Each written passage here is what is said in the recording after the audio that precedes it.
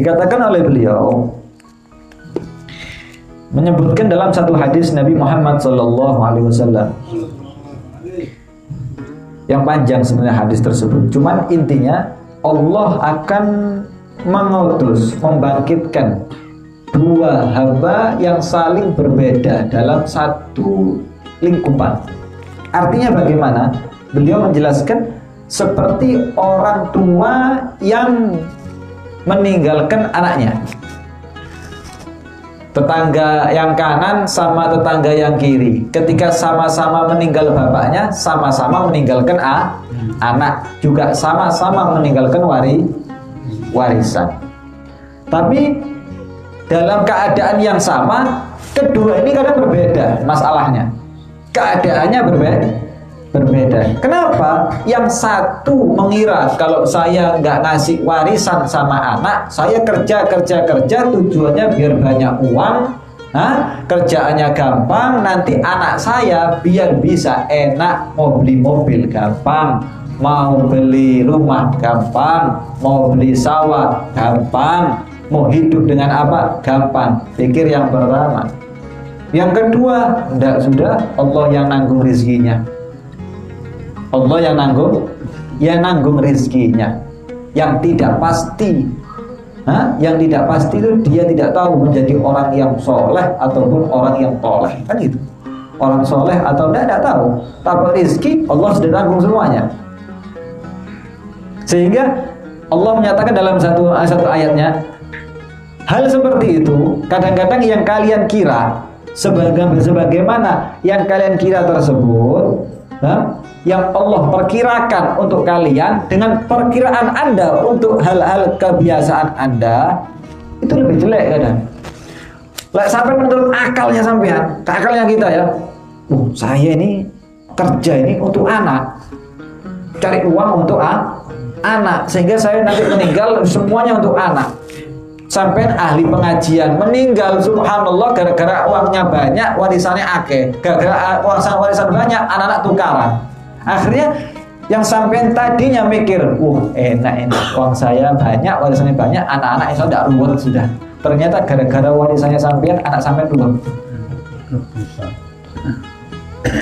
Yang dulu masih tidak ada apa-apa, sampean ajak enak, ketika sampean meninggal gara-gara uangnya banyak, diskotik. Tapi ketika bapaknya ngomong rezeki apa cara Allah, ini kasih warisan apa? Tidak kasih warisan apa-apa, warisan la ilaha illallah. Tidak punya uang, yang punya uang ke diskotik, yang tidak punya uang tidak mampu ke diskotik, larang diskotik. Akhirnya nggak diskotik. Yang selamat yang mana?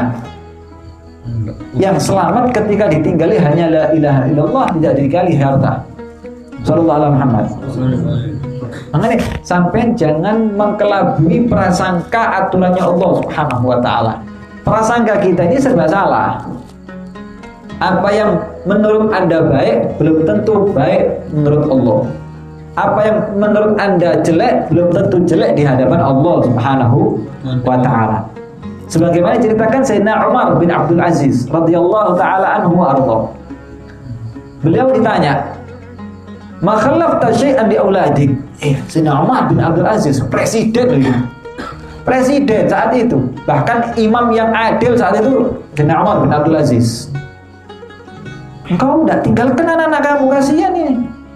Anak-anak kamu tidak dikasih rumah, sawah, sapi, unta apa? Kata jawabannya Sayyidina Umar bin Abdul Aziz, seorang presiden, seorang punya harta melimpah. Anak-anakku ini di antara seseorang di antara dua. Kalau tidak dia jadi orang yang soleh, Allah akan jaga dia. Atau tidak dia menjadi orang yang maksiat kepada Allah Subhanahu wa ta'ala, yang aku tinggalkan harta bagi dia. Kadang-kadang harta yang kita kasihkan kepada dia justru dibuat jauh dari Allah Subhanahu wa ta'ala, sehingga tidak sudah, aku tinggalkan mereka sholat istiqomah, aku tinggalkan untuk anak-anakku ilmu yang manfaat, aku tinggalkan untuk anak-anakku mungkin ibadah yang giat, cukup sudah daripada aku tinggalkan harta sehingga mereka maksiat kepada Allah Subhanahu wa ta'ala. Sehingga diriwayatkan beliau ini tidak memberikan warisan kalau tidak punya apa-apa. Anaknya ketika meninggal abahnya Sayyidina Umar bin Abdul Aziz tidak ada warisan apa-apa. Yang pertama ketika tidak punya warisan, otomatis anak sama anak tidak pernah ribut gara-gara warisan. Ya benar? Tidak pernah ribut. Kalau sudah ribut, takor kan gitu. Ternyata fama madat sanah ba'da mautih, ketika sudah setahun setelah kematian Sayyidina Umar bin Abdul Aziz, ternyata anak-anaknya itu subhanallah mempunyai 1000 daripada kuda. Kaya raya, subhanallah. Inilah ternyata kekayaan itu bukan orang tua yang buat kaya, Pak. Yang ngasih kekayaan Anda Allah. Sama yang ngasih kekayaan anak Anda itu Allah. Bang, sampai ternyata anaknya saking kayanya sampai repot, sampai tidak bisa ngitung mau dikasih ke siapa kaya nih, kekayaan, kesugihan. Anaknya, abahnya biasa, anaknya jadi kaya. Berapa banyak? Ayo sekarang sudah. Dulu ya tetangga saya itu ya orangnya biasa-biasa, sekarang rumahnya bagus-bagus. Yang buat kaya ini orang tuanya dulu apa Allah? Allah. Tapi subhanallah setelah 1 tahun dari berjalannya waktu anaknya Sayyidina bin Abdul Aziz sama-sama diambil hartanya oleh Allah subhanahu wa ta'ala. Artinya apa? Allah itu Pak sangat gampang mengambil harta masing-masing. Tidak ada yang sulit bagi Allah. Kapan Allah membuat orang kaya, kapan Allah membuat orang miskin. Yang pasti Anda ketika tinggalkan anak-anak Anda menjadi anak-anak yang soleh, anak-anak yang ahli ibadah, anak yang taat, itu yang lebih afdol. Kenapa? Tidak ada bisa menentukan siapa menjadi orang yang soleh, siapa orang menjadi penduduk surga. Tapi rezeki sudah ditentukan oleh Allah. Kan ya? Rezeki ditanggung, jangan karena itu sudah hidup di dalam perut ditanggung rezekinya oleh Allah. Apalagi sudah hidup, apalagi sudah di dunia. Kan gitu. Semenjak air 1 tetes belum habis bagian Anda di dunia tidak akan meninggal sampai. Sebelum 1 biji gandum atau 1 biji nasi belum habis bagian Anda di dunia tidak akan meninggal sampai. Sak ngoyo-ngoyo kerjoi sampean pasti dapatnya sudah ditakdirkan oleh Allah Subhanahu wa taala. Sak kesel-kesel ya urip sampean kerja. Orang yang kerja itu kaya. Banyak orang yang enggak kerja kaya. Enak, makanya lebih enak. Yang kerja, tak sampeyan. Ada pusing sampeyan ngurusi utang, karena ndak ada utang ngurusi wong sing ate golek utang. Wong sugih iki ruwet. Lek gak diutangi dia utang. Ruwet kok.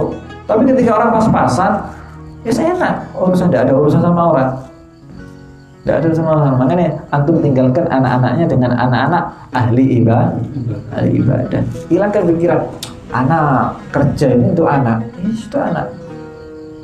Iyalah, ternyata sekarang Anda ahli majelis terus Anda meninggal uangnya dipakai berarti Anda ikut andil untuk merusak anaknya. Ikut andil nanti. Ya semoga anak kita dengan anak yang soleh-soleh insyaallah. Amin ya rabbal alamin. Amin ya.